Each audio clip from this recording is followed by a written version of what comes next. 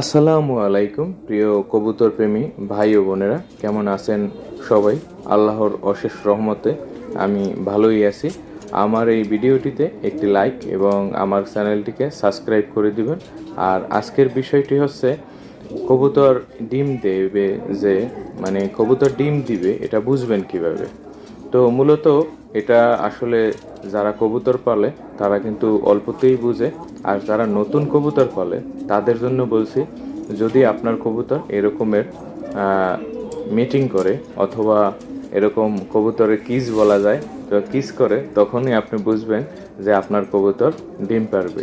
এবং কোনো কোনো সময় দেখা যায় যে কবুতরগুলো বাহিরে ছাড়া থাকে, দেখবেন ওরা খড়কুটো এগুলো কুড়িয়ে নিয়ে আসে এবং কাঠি নিয়ে আসে। আর খাঁচায় যেগুলো থাকে এগুলো তো খড়কুটো পায় না, যার কবুতর সেই মালিকই জোগাড় করে দেয় এবং পালক সংগ্রহ করে।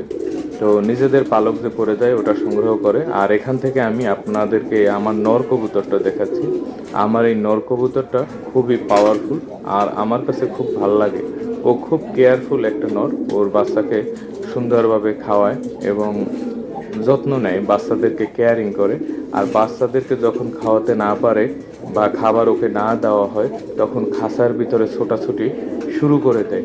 তো এই পর্যন্তই আজকের এই ভিডিওটি। আর আমার এই কবুতরটা আপনাদের যদি পছন্দ হয় অবশ্যই একটি লাইক কমেন্ট করে জানাবেন। আল্লাহ হাফেজ।